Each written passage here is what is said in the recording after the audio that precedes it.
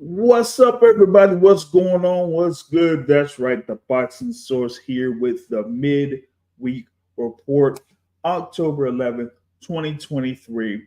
We're here and we got, a few things here that we're going to be talking about in this particular Midweek Report. Big thanks for everybody that is, supported the Boxing Source here over the years. We got on YouTube over 1,900 subscribers. We thank all of y'all for subscribing to the Boxing Source. We're moving towards trying to get the 2,000 subscribers here. So for those that are supporting and you want to, just help out the Boxing Source, you can hit the like button, you can hit the share button, just share the videos that we got here. And, also just support the page here. You can drop a super chat if you want to or anything like that, or hit the Cash App, the Boxing Source on Cash App. We appreciate all the support that y'all have given to us here over the years. We got, a couple of things here that are going to be coming up on the YouTube channel. I just had finished up an interview with the undefeated middleweight Elijah Garcia. So we're going to be posting that video up here on this channel pretty soon. So y'all be able to get, stuff from Elijah Garcia. Of course, he's coming off of his win there over Armando Resendiz a couple of weeks ago in Las Vegas at the T-Mobile Arena. So we were talking about that. Also things that are going on with the card and a few other things here that he was able to share with us here at the Boxing Source. So once we have that video released here on the channel, you'll be able to check out that particular interview. And of course, we also have our weekly podcasts that are Sunday nights here, pretty much like assessing the action that goes on over the weekend. But before that, we have what's coming up this weekend. As we have a couple of big bouts here in the sport of boxing.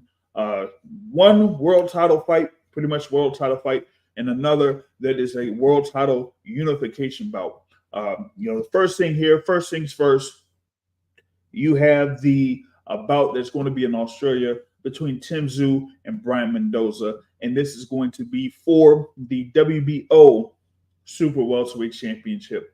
Yeah, I know it's a couple of weeks after you had the undisputed champion at 154, Jermell Charlo, go up to face Canelo Alvarez.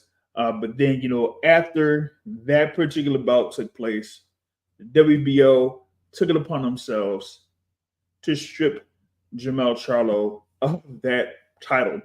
And so now what we have Tszyu that is going to be there as the WBO champion. He has been elevated because he was, of course, the interim champ, right? And so since we didn't have Jermell Charlo versus Tszyu, remember it was supposed to be scheduled for, January 28th of this year. But Charlo had an injury to his hand. So while he was nursing that, he was trying to get back up to fighting Tszyu. But then he had that phone call for the Canelo Alvarez fight. And so that's what ended up happening. He ended up fighting Canelo Alvarez, and that was that. Now, that being said, Tszyu, here he is going up against Brian Mendoza in a very good matchup here at the 154-pound division. You have Tszyu there at 23-0. You have Brian Mendoza at 22 wins and 2 losses. Tszyu 23-0, 17 KOs. Coming out of Australia. This will be, his second consecutive bout in the Gold Coast Convention Center, where this is scheduled at in Australia. He had, his recent bout against Carlos Ocampo, pretty much was a wash, basically, there, where he was able to score that KO victory. And of course, earlier in March, he was able to stop Tony Harrison in Sydney. So this will be the third bout that he's had this year, going up against Brian Mendoza, who is coming up with, a 3-fight win streak. You know what I'm saying? He's there, 3 fights, 3 wins. And of course, his big knockout win over Sebastian Fundora, coming off of, 2 big wins. Of course, he defeated former unified champion Jason Rosario before that bout he had against Sebastian Fundora, and then he was able to, hand Sebastian Fundora his first loss of his professional career. Now he's going up against another undefeated fighter in Tszyu here, where it's like who's basically going to come out for this. I think this is going to be something really big here for both of these fighters. Tszyu, of course, has the name. Kosa Tszyu there is his father has had huge popularity in Australia. Following the footsteps of Kosa Tszyu. Had been building himself up to fight for a world title, but now he has been elevated to world champion, WBO world champion.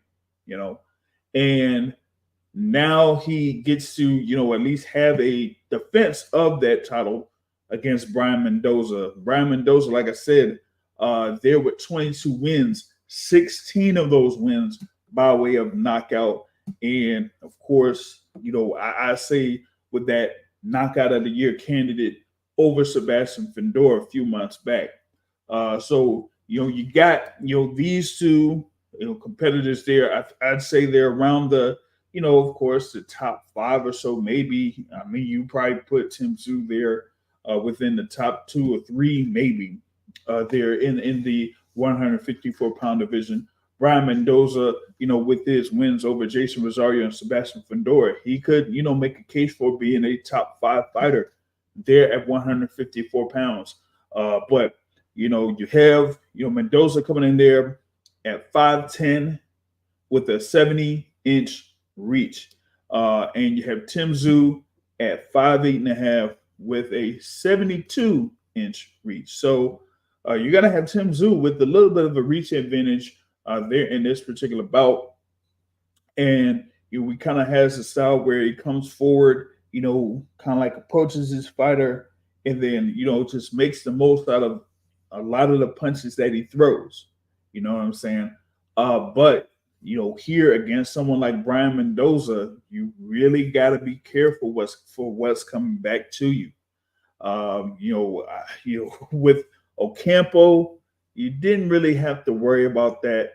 Tony Harrison, I'll admit it, he has the skill, but you really didn't have to worry about that much coming from Tony Harrison as far as like a power perspective goes. It was more about, scoring, landing an accumulation of punches there for Tony Harrison. But as far as like, taking shots, if you could walk through a couple of shots in order to throw some, you probably would have been able to do that against Tony Harrison. And I think Tszyu kind of like did that in March to eventually break down Tony Harrison and get the win. And it was pretty much like how a number of Tony Harrison fights, that ended up being losses for Tony Harrison ended up, being, is that he'll build up a lead, or he'll have like, a good showing here for a good amount of rounds, but then eventually he gets caught, he gets hurt, and then it all crashes down, pretty much for him.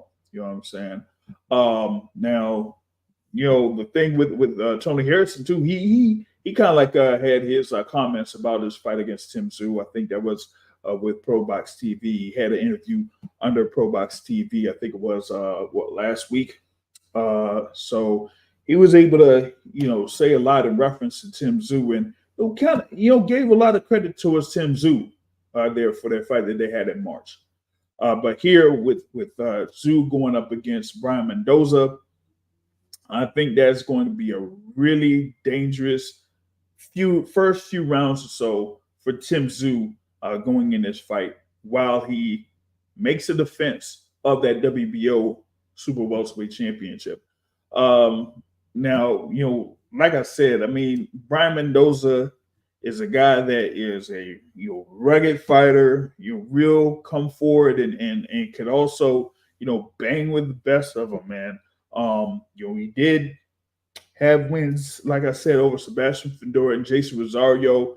He also beat Cornflake Thomas Lamana, but fell short against Jesus Ramos and Larry Gomez, a close decision loss to Larry Gomez a few years ago, but also lost to Jesus Ramos Jr., who recently had his first professional loss against Eric Lubin, which tells you like 154-pound division is a very, very deep division, a very talented division, good fighters pretty much all across the board that you can't really, slack off against like any fighter there at 154 pounds. And I think that, Tim Tszyu, has that message towards him here in this bout against Brian Mendoza. Now, of course, he is, there, like I said, another, home type of a fight there for Tim Tszyu that he'll be able to have here, like I said, third fight this year for Tim Tszyu. Now, if he ends up scoring this win, it'll be a big momentum booster for him. It was, originally for like, you had someone you had Tim Tszyu originally as a WBO interim champion. You had Brian Mendoza, also there as like a interim champion there for the WBC. So, even though the WBO kind of like stripped Jermell Charlo of that belt, they didn't really do much, or the WBC didn't do that in reference to stripping Jermell Charlo of the WBC. So, it could still be like said that Brian Mendoza is there as the interim champion for the WBC, but only the WBO super welterweight title is on the line here in this particular bout coming up on Saturday. Now, for the odds, I mean, of course, if you're there, you hit the books. If you end up putting a little money on these fights here and there, if you do that, currently, at least through DraftKings, currently they have Tim Tszyu as a minus 650 favorite there for this particular bout. You got Brian Mendoza at plus 450. That's on the money line.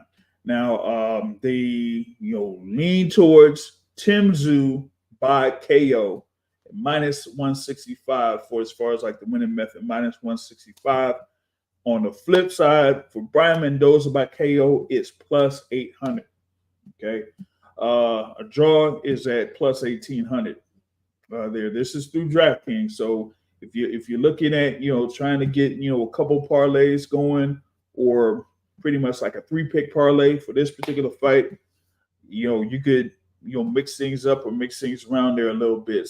There's some places where you can have a 3-way, a 3-way, a 2-way, and the result there. I think BetMGM may have the thing where it's a 3-way, where it's either, Tszyu, Mendoza, or a draw, and then you have the 2-way, and then you have the outcome. So you do that, Shout out to Matt Gomez there in the building there. He says Tony Harrison and J-Rock, still gives the problems. Like I said, I mean, I did mention Tony Harrison. He said that he still, wants to get back in the ring, still wants to do his thing there in the ring, and mentioned his bout there against Tim Tszyu last week when he was with a couple of folks there from ProBox TV in an interview that was I think last Wednesday. But I'd be interested to see where Tony Harrison would go next. You know what I'm saying? I really haven't seen him much in action, since that particular bout against Tim Tszyu. Now, even before that, I thought, he would have been in position to fight someone like Danny Garcia. But, that kind of like fell through, I guess. So maybe he has something that, he has in the works for another fight coming up. And with J-Rock, of course, former unified world champion there at 154. I'm not necessarily sure if he's, campaigning there or at 160. I know that he, had his, his bout against Carlos Adames there, where he ended up getting stopped against Carlos Adames. So that was there at the 160-pound division. You know what I'm saying? So maybe, he could still compete there at 160. Salute to Juice here in the building. You said you just heard the WBO is looking to announce Terrence Crawford as the official challenger to the winner of Tszyu versus Mendoza. Maybe that story is kind of like broken out there from a couple of news outlets. I think the WBO currently has their convention going down, right now over in the Dominican Republic. So it was from Monday to Friday. So they probably had, a couple of announcements here and there for particular divisions, and maybe one of those is that announcement there for Terrence Crawford, as Terrence Crawford has been the WBO Super Champion at 147 pounds. And so, as Super Champion, you could move up. And then once you move up, you pretty much have a near immediate shot at the world champion there in the next division up. I mean, he pretty much did it the last time, when he moved from 140 pounds to 147. He got an immediate bout with Jeff Horn for that WBO welterweight title. So pretty much could be the same process here, as he could say, you know what, he could go up and he could face the winner, Tszyu versus Brian Mendoza there. Now, probably, from a business perspective, he would prefer Tszyu to win this bout, because that would be, very, fairly lucrative bout for him. I think, whether it's in Las Vegas or if it's, over in Australia. It's likely going to be in Las Vegas, though, if that does happen. But it still, says, hey, that's one of those options there for Terrence Crawford coming up, because, at least from me, I don't think that, we have this thing for Crawford versus Spence coming up. I don't know about all that. Now, there is some person out here that may, chime in on that thing as far as like potential rematch coming up for Terrence Crawford, or if he waits for the winner of this bout coming up this weekend. And that is my guy, MVO Uncensored. I have zero clue as to who this is on the avatar. That is my new buddy, Katerina Bivol. Yeah. That was another story there. Of course, MVO was on that story. To be like, I thought this had come from a few months ago, because I thought there were like some things that were kind of released in reference to that thing there with Katerina and Dimitri Bivol. So once it came out here a few days ago, some people were like, "Oh," but I was like, "Wait a minute, I thought folks knew that already." But sometimes that's how things go, I didn't see it anywhere. I didn't see it on Boxing Scene. I didn't see it on ESPN. I didn't see it on Ring Magazine. Nothing like that. So I figured it wasn't out there. And since she decided to speak out about her experiences with domestic violence, I figured it was important to put it out there. It is Domestic Violence Awareness Month. So, yeah. I wanted to do my duty as a citizen of the world to help put her story out there. And she was very grateful. Yep, for sure. And she had followed up with the appreciation of the support that was coming to her after that she did like release that video, or pretty much a picture and stuff like that. So once that got into light, then that really shined on, okay, well, what's going on here and what's up, so Dimitri, man, I don't know, man. Where was he at? Carson? No, not Carson. Where is it in California that he's staying at? Oh, I don't know. Yeah, it's like somewhere out there in California where he like kind of resided. But yeah, this is funny enough, she said that that the reaction in Russia, she didn't get like a lot of support in her own country of Russia. She said things are a little bit different out there than they are, in the States. She said like she felt like she got a lot more support from like the US and from other parts of Europe than she did in her own home country. I wonder if it's kind of like, how maybe the country kind of like receives that type of stuff. But yeah, this is like not much different than the Kovalev situation, kind of like how some folks initially received that, but Yeah. also how some media outlets kind of covered that. Hmm. So, The Kovalev situation, a lot of media outlets didn't cover it at all. Actually, it's very similar to this. I don't know if you remember back when I used to not be lazy and I used to write a little bit. I actually did like a whole deep dive article about the mhm, Sergey Kovalev situation, and yes, I feel like it was after that that people started talking about it, but it really didn't get the mainstream coverage that say like more a lot of people compared it to Floyd Mayweather back then. hmm Um because Tank didn't have any issues like that as of that time. So a lot of people compared it to Floyd Mayweather. Floyd Mayweather was all over the news. You even had ESPN during the Manny Pacquiao press conference, Michelle Beadle and Rachel Nichols, that was a big controversy then because they wanted to only talk about that. So then they, I guess, got booted from the press conference and they got the credentials pulled. And it was like a whole big thing back hmm then. So, it's not like we haven't seen uh, domestic violence allegations and stuff like that covered in the media. I guess it just depends on who the person is and how big people think they are, how many clicks they think they're gonna get.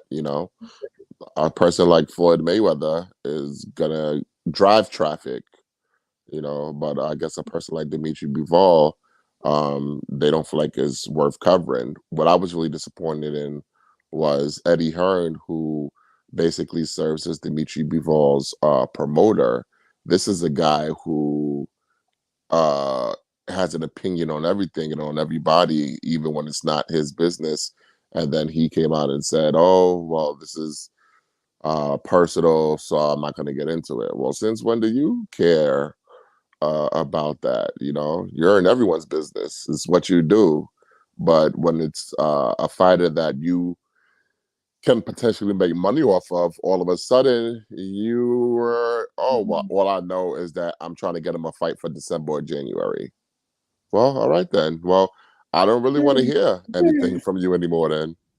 uh, you sure that he could get that much money off of it? Oh, I mean, it's completely Yeah, right. That's neither here nor there, I guess. yeah, it's neither here nor there because outside of the Canelo fight, this next fight that was against Zerdo, it was basically what in Saudi Arabia or the Champion Series or whatever it is that they got because you really can't build off of Dimitri Bivol. So there's that, right?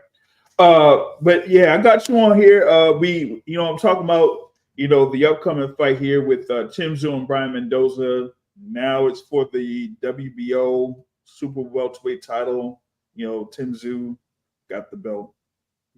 How they did it.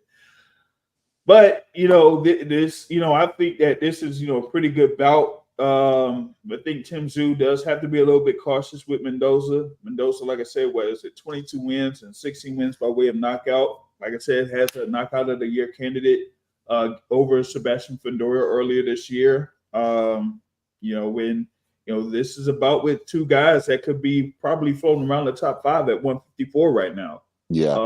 So yeah, what are you thinking about it? I think I don't really think it's a good matchup, to be honest with you. I think Tim Zoo's gonna smoke him. Um, what people, well, at least I haven't seen anyone talking about it. Um, no one's mentioning how before the knockout against Fundora, Mendoza lost every round. It's not like he was winning the Mm-hmm. fight. So my thing is this: how can we uh not be certain that it wasn't like a lucky shot or something like that? He Mm-hmm. was clearly getting outclassed. Now, another question that I had, maybe you could answer for me. Brian Mendoza, by beating Sebastian Fundora, became the WBC interim champion at 154. Is he Right. still holding that title? And uh, is this going to end up being a backdoor unification where that was the thing that I was thinking about, because I really didn't see, like, the WBC, before you got on here, I didn't see the WBC like go forward and make a decision with Jermell Charlo like how the WBO did, because before all of that, this particular bout here, you would have had both guys with the interim title, so like it would have been like some sort of a unification of the interim titles, what I'm saying, at first. But now it just seems like it's only for that WBO super welterweight title, So as far as I know, the WBC hadn't really, made a decision as to, what could happen here, unless if they just say off of something for when, what, tomorrow or Friday, that they strip, Jermell Charlo. I mean, because Brian Mendoza's social media profiles, he still calls himself the WBC interim world champion. So the reason why I wanted to know was because I want to know if this is going to serve as like a unification, because Charlo, I don't think he's coming back to 154. And if he doesn't come back to 154, obviously the interim champion would be elevated to full champion. So could Tszyu end up being a unified champion after? I mean, it's possible. The thing about it is, I think, outside of the WBA and the WBC, like the other organizations kind of like made a decision there with Jermell Charlo either before or after his fight against Canelo Alvarez. I mean, we just, had what, last night or, yesterday, the IBF said that they call their, mandatory there for the 154-pound division. So what was that, Bakram Murtazaliev? Yeah. So it's like, Jermell Charlo is like, Murtazaliev, I don't see why he would do that fight. Although that is a good get back fight if you really plan on coming back to 154. Right. Yeah. Yeah, it is. It is. But it's just about, I'm not sure with him, because like he was saying after the fight against Canelo Alvarez, he's like, I'm in the big fights now, so I know you got Terrence Crawford out there on Twitter, he's talking this shit, and all that, but I'll be good. Exactly. That type of stuff, you know what I mean? So a fight against Backroom, I really don't, see that there, man. Yeah, and on the pay-per-view poster, by the Australian pay-per-view company that's doing it, No Limit Boxing, they're listing this fight as WBO versus WBC. I don't know. Maybe they know something. I don't know. Yeah, so I'm trying to figure it out. Maybe you could contact your boy Mauricio. Mauricio. Yeah. Because we know the WBO is not going to say anything, because the WBO does not recognize interim belts of other sanctioned bodies. So I'm not expecting anything from the WBO, but the WBC, they've always been more flexible when it comes to their rules. So, they're definitely flexible. They're definitely flexible.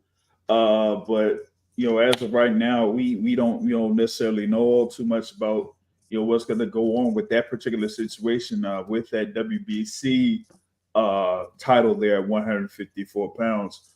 Now I know that they have like some other fight that's there that Chief second, I think, is Sam Goodman there in the it's at the featherweight division there against Miguel Flores.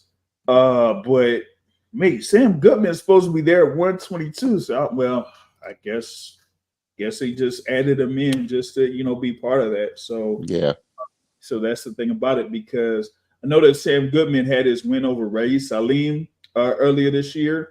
That kind of like boosted him up at the 122-pound division. But if he's like having considerations of moving up to 126, I don't know all too much about all that, because I know that I've had Elijah Pierce. I've talked with Elijah Pierce a couple of times, and he said he definitely wants to face Sam Goodman. So I don't know what's going to happen after this particular bout. If Sam Goodman is going to stick there at 126, or if he's going to go back down to 122. Shout out to all of those that are listening live here. Those checking in the chat. Matt Gomez, Juice in the building. You know what I'm saying? Big ups to y'all. Like I said, like, share, subscribe. Subscribe. We got about over 1,900 subscribers. Trying to push for 2,000 subscribers. And like I said here at the beginning of this thing, I will eventually have that interview with Elijah Garcia posted on the YouTube channel for y'all to check out here. So there's that. Now, next thing up is that title unification bout at middleweight division, man. And Janibek Alimkhanuly versus Vincenzo Gualtieri. Gualtieri won against Esquiva Falcao for that vacant belt of the IBF, and then Janibek was able to collect the WBO. He's had about one or two defenses of that belt, but now this is I don't even know what to say much about this particular bout, man. I think this one, as far as like boxing odds are concerned, they heavily have Alimkhanuly ahead there. It's a minus 1,200 favorite, in Gualtieri is at plus 700 there on DraftKings. So that kind of like gives y'all a message as to they don't really think that Gualtieri has much of a shot here in this particular bout, against Janibek, man. And this is like what this top ranked card that's supposed to be on ESPN and ESPN Plus. And you got, of course, Kelvin Davis on there, Keyshawn Davis, Duke Reagan. They have their prospects on there, featured in a lot of these cards that are there for ESPN. But I mean, that's top ranked. They're able to get these dates and then try to fill those dates up. But as far as like this title unification bout, yeah, I'm really not seeing where Gualtieri could have much of a shot in this, man. Yeah, that's crazy. I don't have much interest I feel in this you. card. I feel you, man. I'm hoping for an upset, to be honest with you. you wanted some upset of the apple cart. Yeah, make it interesting. But this guy has like 7 knockouts in like 21 fights. 21 wins, 7 knockouts. Yeah, like, come on, dude. Like, I mean, what is he gonna try to do? Outbox him like he outboxed Falcao? Yeah, apparently so. What was it? Falcao had at least he was like 30 wins and 20 KOs, but Janibek ain't like that. You know what I'm saying? He ain't like that. So, like, every one of his punches are really gonna have something behind them. So, and he's gonna be the taller fighter. Alimkhanuly, he's gonna be the taller fighter with the 71.5-inch reach. Yeah, that's yeah. Oh yeah. Matt, Matt on the chat, man. He's talking about the Benavidez Andrade fight card that's gonna be at November 25th in Las Vegas. He says that he's going for Andrade. He said Carmel Moulton is already sparring Keyshawn. He's been sparring everybody since he's been at the Mayweather gym since 6 years old. Yeah, and he said that he will probably have his second pro bout there on that Benavidez Andrade card. So I'll be on the lookout for that. I don't know. We'll be going back to Vegas.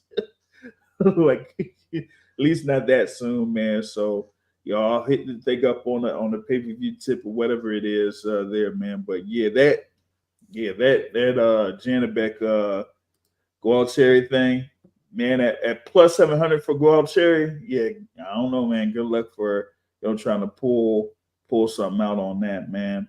What other things he had coming up? What is it? The following week is Jack Catterall versus Jorge Linares. Linares still going at it, man. But hey, listen, if Who's my guy from Philly, man? Kevin Hank Farmer. Lundy? No, not Tevin Farmer. Well, Tevin Farmer, at least Tevin Farmer got the knockout. But if Hank Lundy says that he's coming out of retirement, man, I guess he could, still, compete or whatnot, man. So Jack Cattle's a heavy favorite there against Jorge Linares. You got, a pretty close odds between Oshaki Foster and Eduardo Hernandez, with Foster defending that WBC belt at 130. He's at a minus 240 favorite, and they got Eduardo Hernandez at plus 180 there. So that's mainly what they got as far as like the odds are concerned for that. In that Stevenson de Los Santos, man, like, come on, man, come on, y'all, like. Stevenson is at minus 1100 against Edwin De Los Santos. Hey, listen. Blame Frank Martin. No, come on, man. We can't do this. At the end of the day, we can't do this. Come on. Frank Martin. If Frank Martin said, hey, we can negotiate, and he didn't get an answer, I can't. Blame Frank Martin. No, man. The fuck was there to negotiate?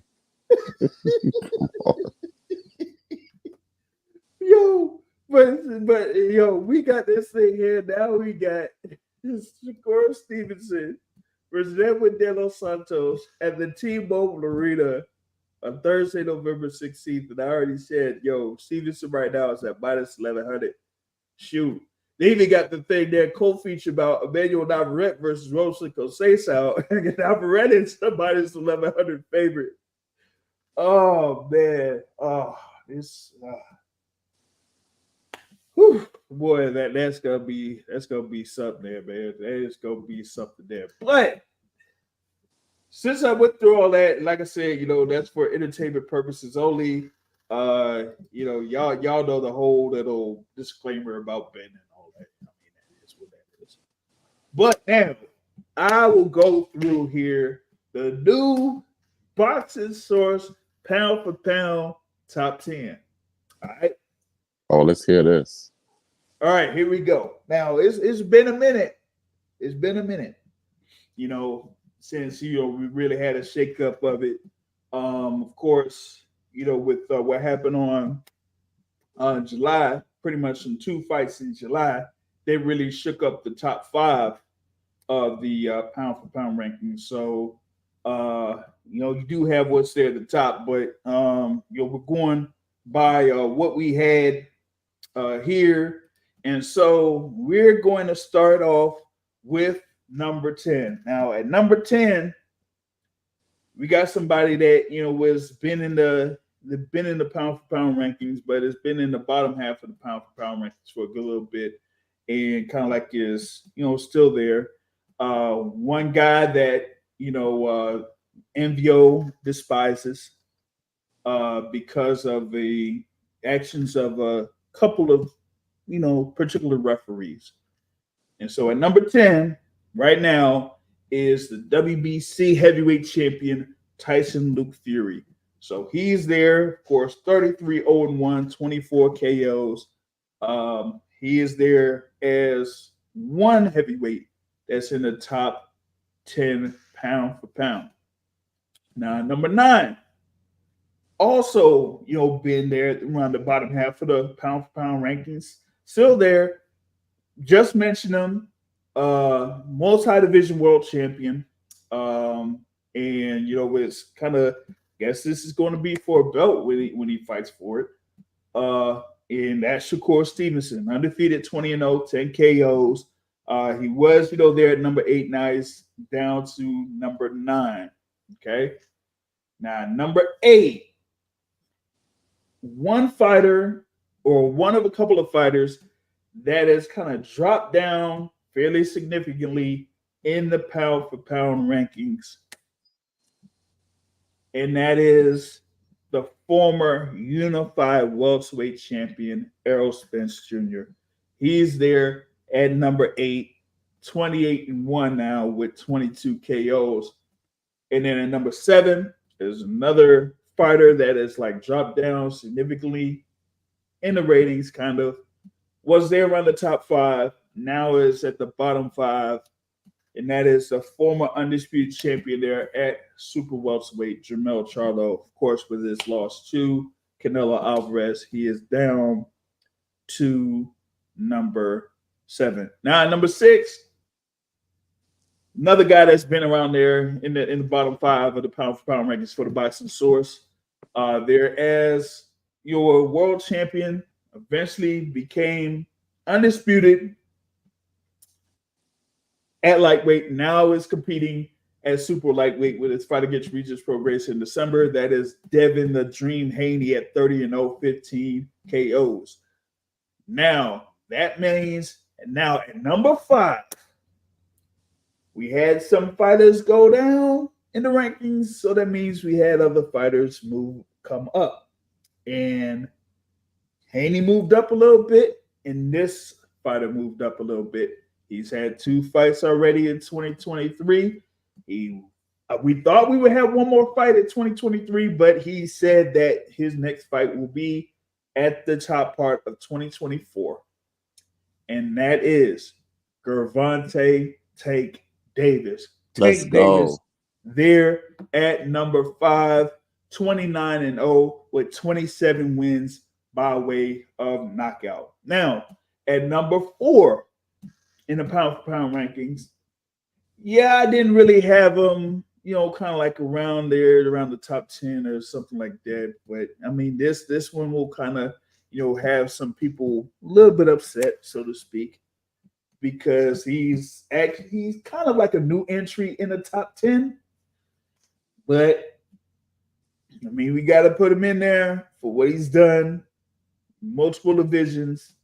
And that is the undisputed super middleweight champion, Santos Saul Alvarez Barragan. Canelo Alvarez at 60 wins, 2 losses, and 2 draws, 39 wins by way of knockout.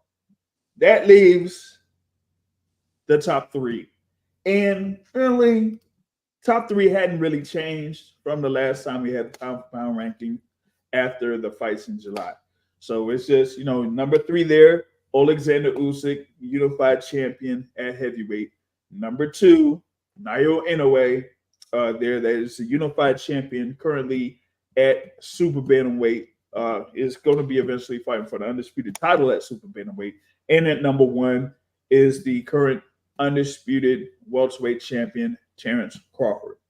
So that is the top 10 there for the Boxing Source pound for pound rankings. That is up on the website, theboxingsource.net.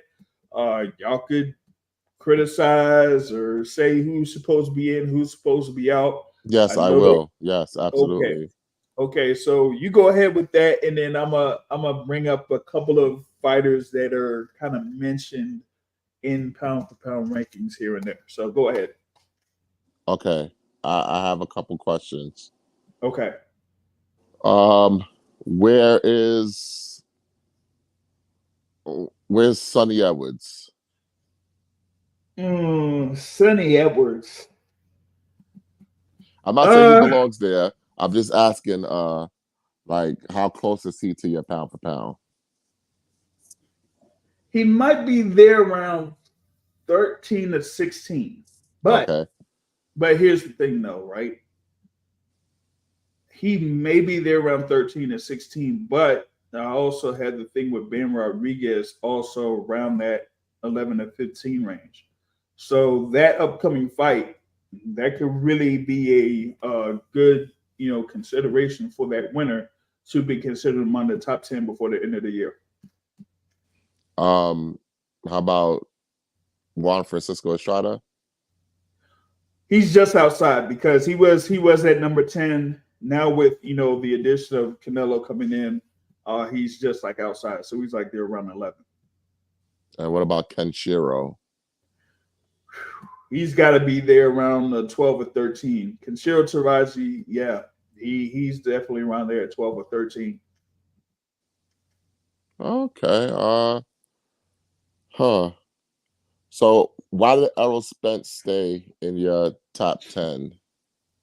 I'm curious. Because even with the results of what happened, it was still, what was it? Number, it was like either like number two, because he had like held like the number two spot for a while Yeah, up until July. And so it was like 2 versus 5, basically in the pound for pound rankings before, July, pretty much like July 25th to July 29th. We had like those 2 fights. You had Spence there around, like 2 or 3, and Terrence Crawford there at number 5. You had, Inoue, there around like number 2, going up against Stephen Fulton, who, back then was like around number 6 or so. yeah.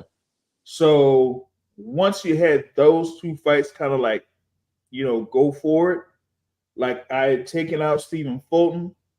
I moved pretty much like had moved, in a way, towards number 2.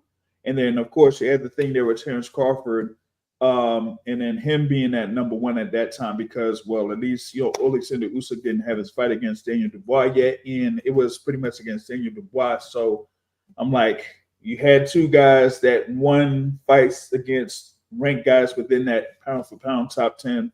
So I put those guys at the top 2 there at that particular point. And then with Errol Spence Jr., I just felt like that one particular loss didn't really take him completely out of the pound for pound rankings, along with Jamel Charlo. Now, of all the guys who have fights currently scheduled or currently announced, do any of them have a chance to crack your pound for pound with a win? And do who has a chance to move up in your rankings? I'm thinking namely guys like Benavidez, Andrade. Like, would Andrade beating Benavidez make him crack your pound for pound? And like guys like Shakur Stevenson, or Devin Haney or Regis Prograis, like where would they be? Devin Haney could move up. He could move up to number 5 or maybe even what was it, number 4, maybe, with the win over Regis Prograis. But if he also does win, that makes him pretty much the leading candidate for Fighter of the Year for this year. Yeah.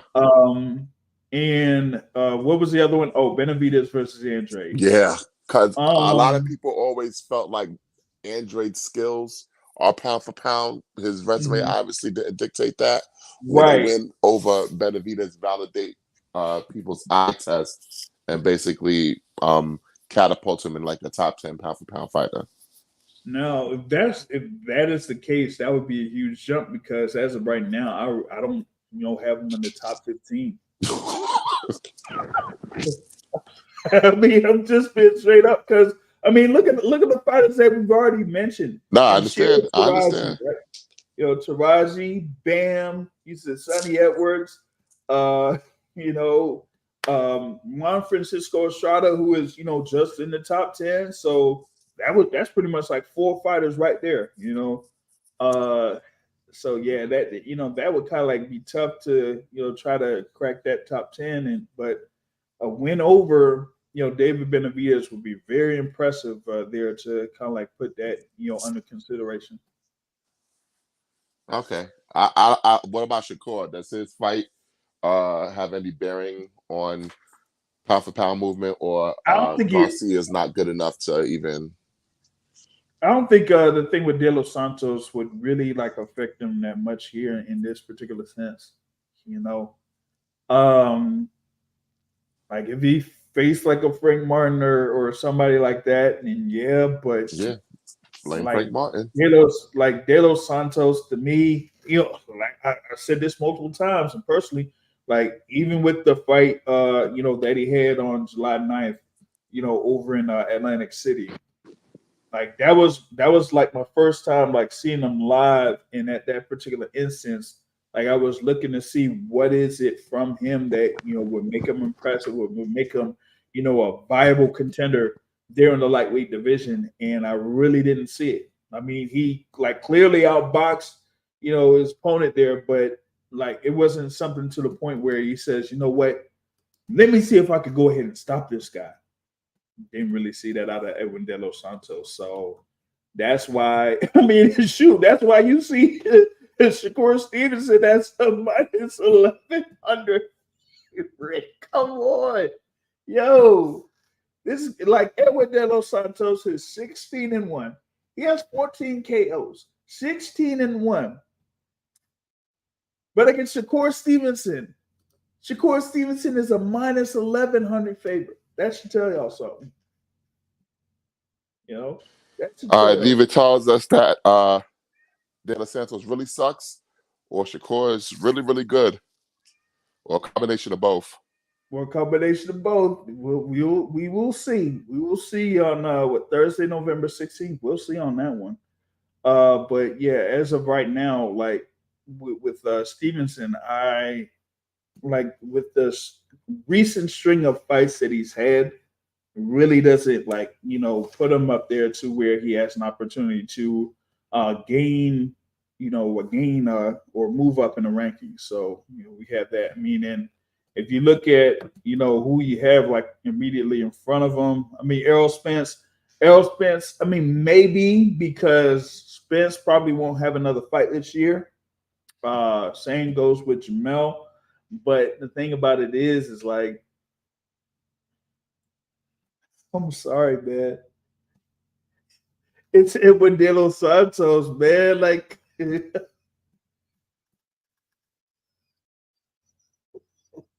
I'm sorry, man, but for me, like for real, it just goes back to those odds. When you look at those odds, that should tell y'all something, man. So, hey, you know what I mean? But yeah, that's what I got going on. That's what I got popping. Anything more from you at NVO Uncensored? Anything for brunch and boxing coming up or what? What's going on with the Andrade Benavidez undercard? What did they say? I know there was some tentative fights thrown out there, like the return of Jamal Charlo against Jose Benavidez and Ray Vargas versus Brandon Figueroa.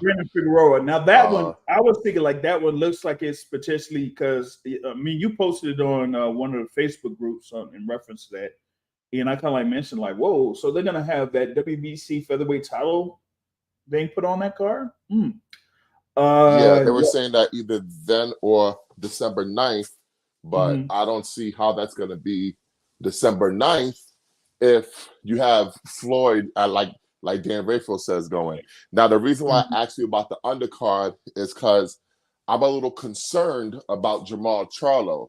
And the reason why I'm concerned is you would think that Charlo returning after 2.5 years is a big deal. So for them not to mention that when announcing this card kind of makes me feel like it's not happening because that's a big selling point. Jamal Charlo was back. Jamal Charlo's returning. Yeah, I feel you. Now, as of yesterday, we had like usually I participate in a weekly show on Tuesdays with Joseph Heron of War Week Radio, and we have Coach Ronnie Shields usually on every Tuesday, a certain time every Tuesday. But within like what was it like a couple hours before, like he hit me up. Joe hit me up and said, "Hey, we can't really have the show because Mel rescheduled having this time with Coach Ronnie Shields. Yeah. And he pushed it to, the late afternoon, early evening over there in Houston. And that's, kind of like different than how they usually have their schedule because, at one particular time months ago, I could have, been out there over by the camp for Jamal Charlo. But that was like closer to the mid-afternoon or whatever it is. Now they said they like kind of like switched it up. So I'm like hoping maybe that kind of like could change things up for Jamal Charlo, but yeah, I don't know. There were a number of people were talking about, he got Roy Jones. He's working there with Roy Jones Jr. and Roy Jones was out there with him September 30th when he was watching his brother. I'm like, but so we'll see. I mean, hopefully by next week we get a better gauge of where Jamal Charlo is. But yeah, outside of that, I don't know. Yeah, we'll see. Yeah, and then the other one that you mentioned included Michelle Rivera against what, Sergey Lipinets? Yeah, that's the word on the curb. It's word on the curb, and I tried to reach out to Mr. Sampson to see if I could get any confirmation on that. Have not received anything back yet. So yeah, maybe that's it. This is just Sergey. another wait and see approach. Yeah. Sergey, we thought that, he could get in on a, pretty significant bout of sorts, but what was it? I thought he was gonna face Matias. Matias, but they then you had the IBF called the mandatory. Yeah, they called the mandatory. So there's that. So you do have that coming up November 4th in, I think it's the Cosmo in Las Vegas. So that title fight's coming up too. So you do have that. But that's kind of like the card as far as like the pay-per-view card is concerned. But those 4 fights, you have that Benavidez Andrade. You got Ray Vargas there against Brandon Figueroa. You got Jamal Charlo there against Jose Benavidez Jr. And then you would have Sergey Lipinets there against Michelle Rivera. So I guess we'll see. I'm a little worried because for me, fights like Charlo returning and then Vargas versus Brandon Figueroa, you would think that that's big enough to be announced with the card, like maybe announcing it as a super card. Because I remember when they announced the Charlo doubleheader, they told us everything that was going to be on there. Yeah. Because they knew it was such a fucking stacked card that they was like, yo, we're announcing this whole shit. Mm-hmm. So I'm wondering, does that mean that we're going to suffer in terms of quality on the undercard? Are they pushing everything to the first quarter of 2024, or is this just they're gonna try to make announcements separately? I don't know. We'll see, but I'm very curious as to what exactly is going on with that. Yeah, I like to figure out like what's going to go on with that too. That would have been something where you would kind of push that out there. Well, at least in particular with the Jamal Charlo, like I would. But Brandon Figueroa, I meant to say, Brandon Figueroa did say on his social media that he is coming back November 25th. Well, there you go. So he's, pretty much like on that card. I mean, that's kind of like, how, like I said earlier with Kermel Moten, he said that, hey, be on the lookout. I could be a part of that card too. So, yeah, I think that's the thing. I think they're just dropping out for little hits here and there as far as like, who's going to be back in action on, November 25th on that fight card. But, there's that. Is there like anything else on the rumor tip or anything that you wanted to, drop on the folks here before we close out this midweek report? I don't know, man. I think nah, it's not really going on in boxing. Yeah. I am trying to secure an interview with Katerina Bivol, so we'll see how that goes. Currently chatting with her via social media platform. Mm-hmm.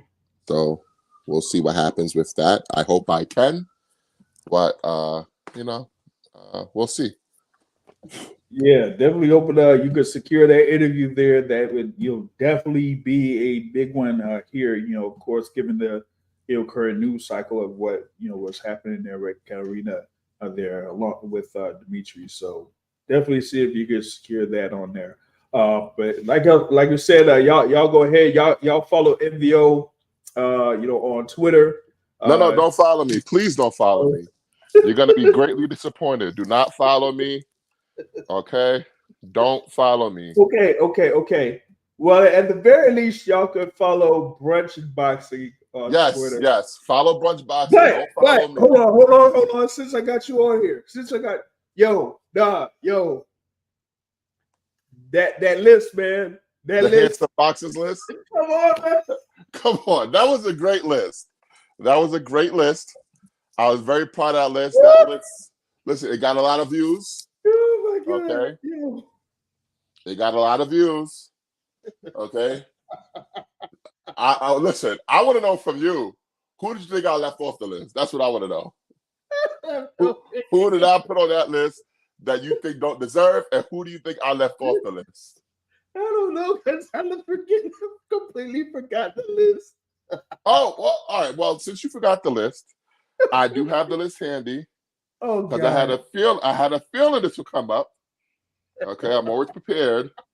All right, so on this list, and there's no particular order, we got Zerda Ramirez, Ryan Garcia, your boy Anthony Joshua.